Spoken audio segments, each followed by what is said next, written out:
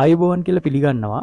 අපේ IQ video මාලාව යටතේ අපි අද කතා කරන්නේ සංඛ්‍යා ජාල පිළිබඳව. එහෙමත් නැත්නම් මැජික් කොටුව පිළිබඳව.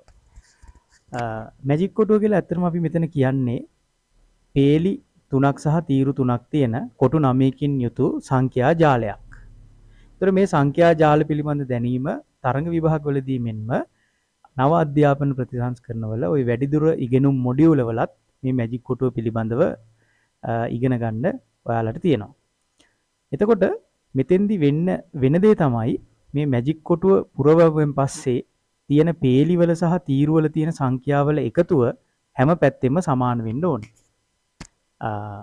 එතනදී දැන් අපි මෙතන අපි පුරවන්න යන්නේ 1 සිට 9 තෙක් තියෙන සංඛ්‍යා 9 මේ මැජික් කොටුවට පුරවන්න යන්නේ. එහෙදී අපිට මේ පේලියක සහ තීරුවක එකතුව විදිහට ලැබෙන සංඛ්‍යාවත් අපිට මෙතනින් හදලා බලා ගන්න පුළුවන්.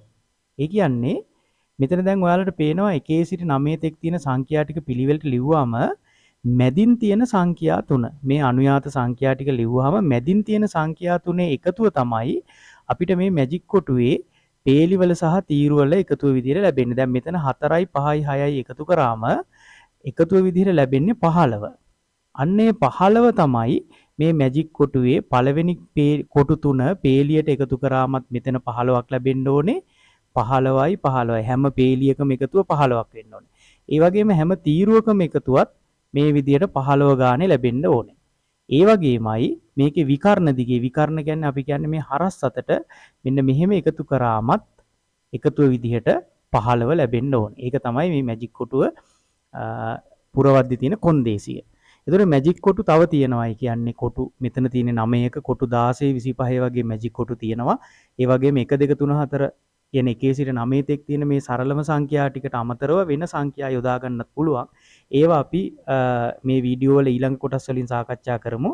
දැනට අපි මේ සරලම සංඛ්‍යා 9 යොදාගෙන 1 සිට 9 තෙක් තියෙන සංඛ්‍යා 3 යොදාගෙන මෙන්න මේ කොටු 9 පුරවන විදිහ අපි බලමු. එතකොට කොන්දේසිය තමයි පේලි තීරු සහ විකර්ණ දිගේ තියෙන අගයන් එකතු කරාම 15 ලැබෙන්න ඕනේ.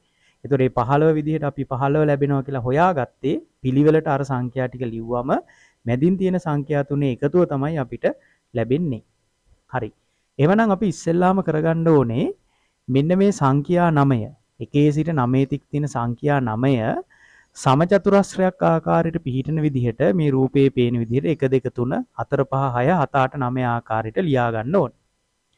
එහෙම ලියාගෙන අපි ඊළඟට කරන්නේ මෙන්න මේ ඔයාලට මම මේ ඇඳලා පෙන්නන ආකාරයට අපිට පුළුවන් මේ මෙහෙම රේඛා ටිකක් ඇඳලා මේ සංඛ්‍යාව වෙන් කරගන්න පුළුවන්. එතකොට මේ පැත්තටත් පුළුවන් අනිත් පැත්තටත් මෙන්න මෙහෙම රේඛා ටිකක් අපිට ඇඳ ගන්න පුළුවන්. ඇඳගත්තන් පස්සේ අපිට මෙන්න මේක මේ විදිහට දිස් වෙනවා. ඊළඟට අපි කරන්නේ ඔයාලට පේනවා ඇති මේ මැදින් තියෙන දැන් මෙතන මේ මැද සමචතුරස්‍ර ඇතුළට අඩංගු වෙලා තියෙන සංඛ්‍යා ටිකක් තියෙනවා මේකේ. මේ බලන්න. මෙතන මේ සමචතුරස්‍ර ඇතුළට අඩංගු වෙලා තියෙන සංඛ්‍යා ටිකක් තියෙනවා. ඊට අමතරව එළියෙන් පිහිටනවා 1 3 9 7 කියන සංඛ්‍යා ටික මේකේ එළියෙන් පිහිටනවා. ඒතර අපි කරන්න තියෙන්නේ මෙච්චරයි. 1 කියන සංඛ්‍යාව අරගෙන 1 මම දාන්න ඕනේ. හැබැයි මේ ළඟ තියෙන කොටුවට නෙමෙයි 1 මම දාන්නේ දුරින් තියෙන කොටුවට. ඒ කියන්නේ මෙන්න මෙතෙන්ට තමයි මම 1 දාගන්නේ. හරිද? ඒ වගේමයි ඊළඟට 9 මම 9 මේ යොදා ගන්න ඕනේ ඈතින් තියෙන කොටුවට. ඒ කියන්නේ මෙන්න මේ මෙතන තියෙන කොටුවට 9 යොදා ගන්න ඕනේ. ඒ වගේම 7ත් ඊට ප්‍රතිවිරුද්ධ පැත්තෙන් ඈතින් තියෙන කොටුවට 7 ගිහිල්ලා දාන්න ඕනේ.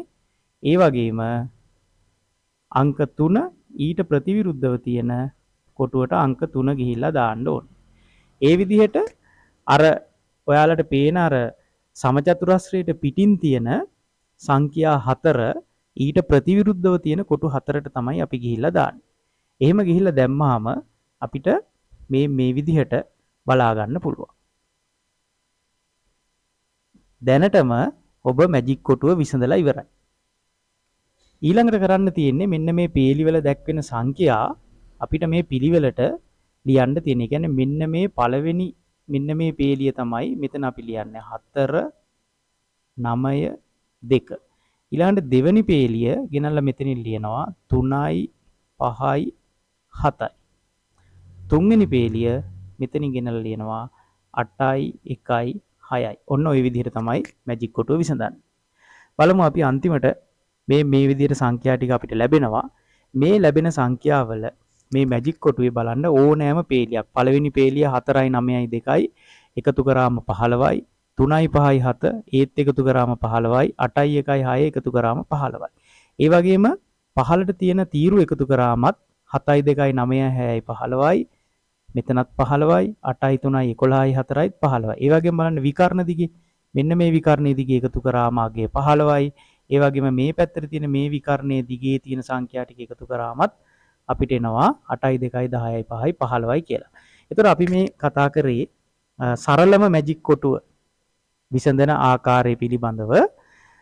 අපි මේ වීඩියෝ මාලාවේ ඊළඟ වීඩියෝ යටතේ 1 සිට 9ට වඩා වැඩි විශාල සංඛ්‍යා යොදාගෙන මැජික් කොටුව විසඳන ආකාරය සහ ඊළඟට කොටු 9ට වැඩි කොටු 16 කොටු 25 ආකාරයෙන් තියෙන මැජික් කොටු විසඳීම පිළිබඳව කතා කරන්න බලාපොරොත්තු වෙනවා.